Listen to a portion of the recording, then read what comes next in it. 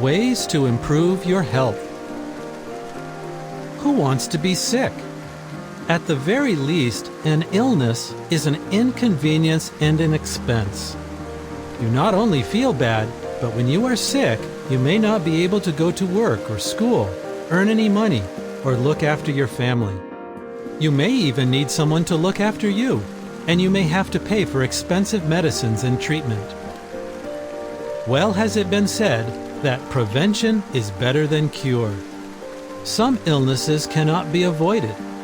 Still, there is much you can do to slow down or even prevent the onset of illness. Consider 5 things that you can do today to get on the road to better health. 1. Practice good hygiene. According to the Mayo Clinic, one of the best ways to avoid getting sick and spreading illness is to wash your hands. One of the easiest ways to catch a cold or influenza is to rub your nose or your eyes when your hands have been contaminated by germs. Your best defense against such contamination is to wash your hands regularly.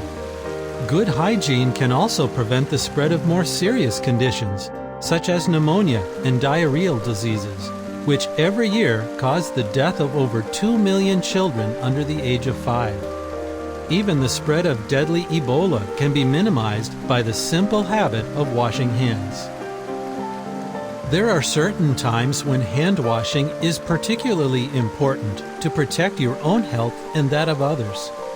You should wash your hands after using the toilet, after changing diapers or helping a child to use the toilet, before and after treating a wound or a cut, before and after being with someone who is sick, before preparing, serving, or eating food, after sneezing, coughing, or blowing your nose, after touching an animal or animal waste, after handling garbage.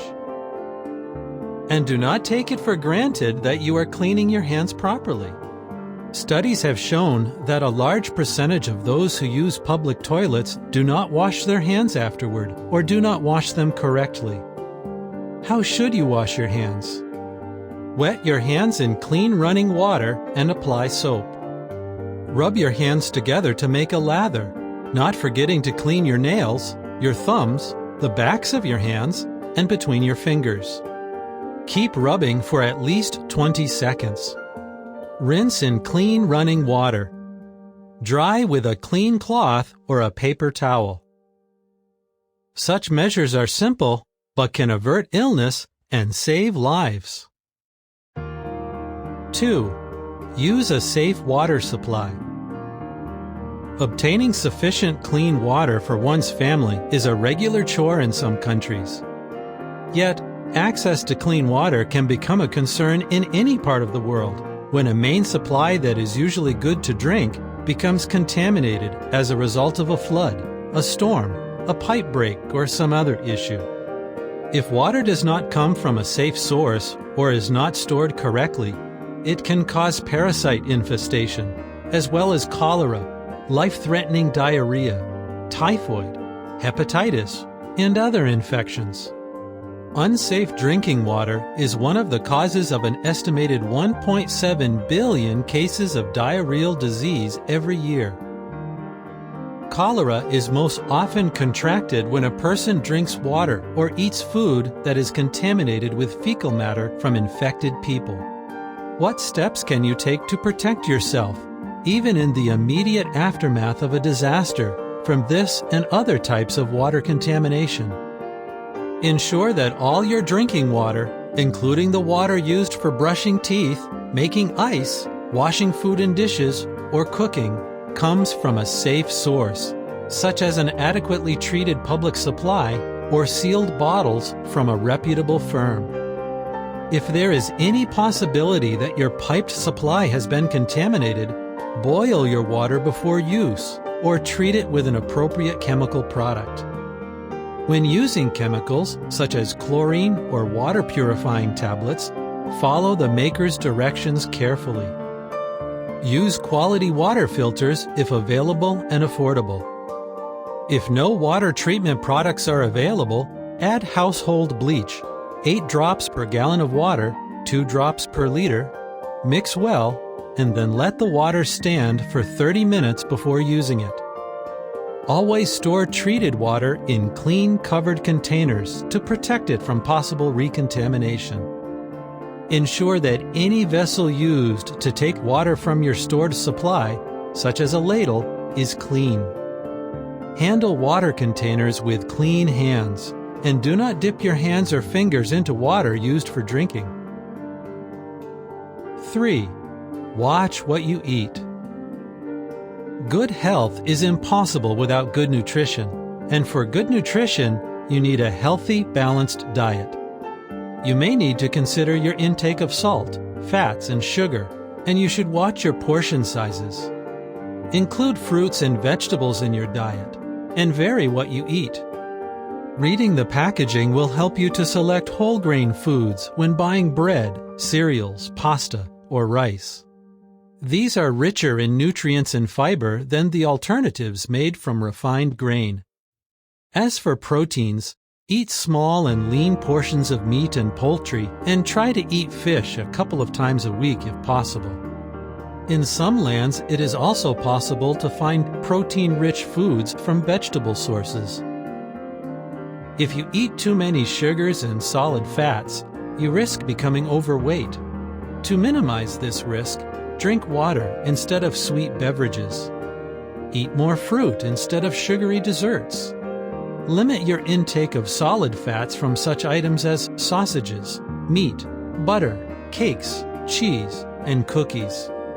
And instead of using solid fats for cooking, you may want to use healthier oils. Too much salt or sodium in the diet can raise your blood pressure to an unhealthy level. If this is your problem, use the information on food packaging to keep your sodium intake low.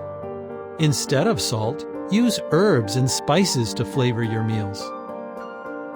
How much you eat can be as important as what you eat. So, while enjoying your food, do not keep eating after you are no longer hungry. An issue tied to nutrition is the risk of food poisoning. Any food can poison you if it is not prepared and stored properly.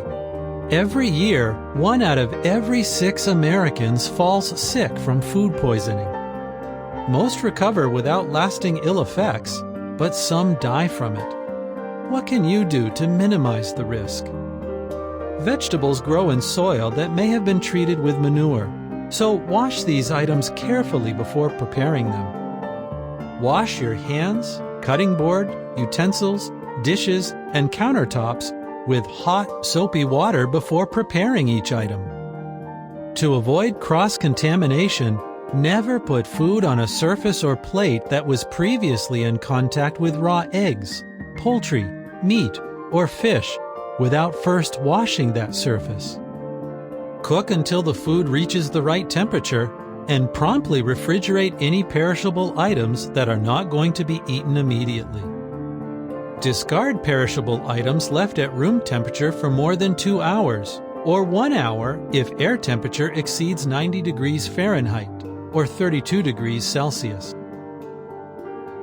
4. Stay physically active.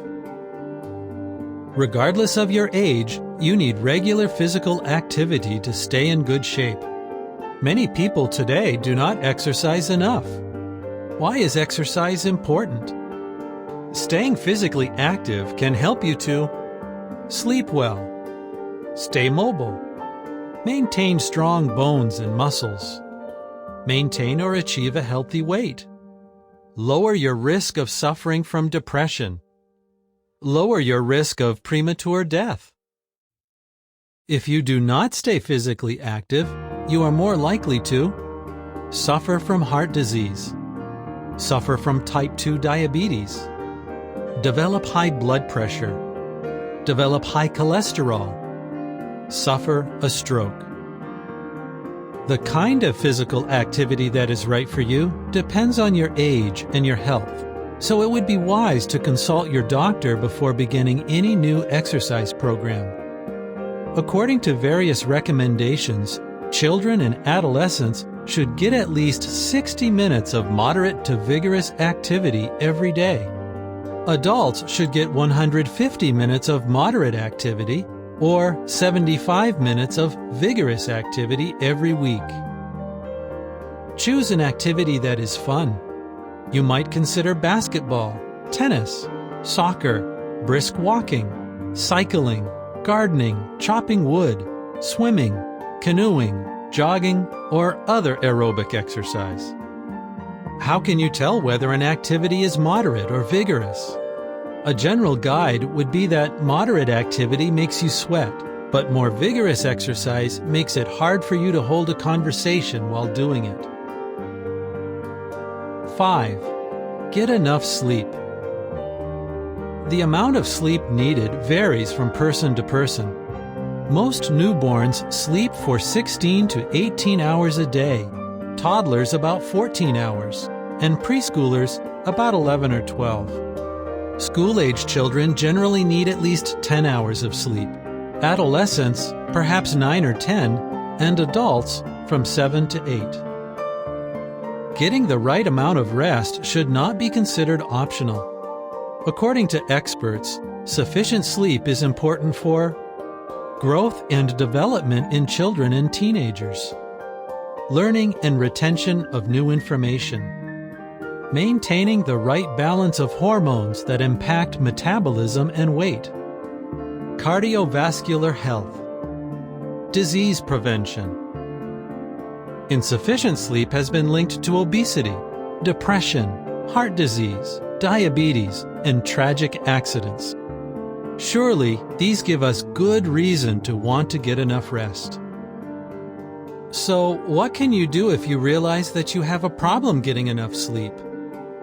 Try to go to bed and get up at the same time every day. Make your bedroom quiet, dark, relaxing, and neither too warm nor too cold. Do not watch TV or use gadgets while in bed. Make your bed as comfortable as possible. Avoid heavy meals, caffeine, and alcohol before bedtime. If after applying these suggestions you still suffer from insomnia or other sleep disorders, such as excessive daytime sleepiness or gasping for breath while sleeping, you may want to consult a qualified healthcare professional. The following is supplementary information. Safeguard your health. Your health is affected by realities over which you have no control, such as economic conditions, the availability of resources, and so on. In all likelihood, however, it should be within your means to adopt at least some of the suggestions given in the foregoing article. As a wise man of ancient times put it, the shrewd one sees the danger and conceals himself. Proverbs 22:3. Readers of the Holy Scriptures are comforted by the trustworthy promise that one day soon, no resident will say, "I am sick." Isaiah 33:24.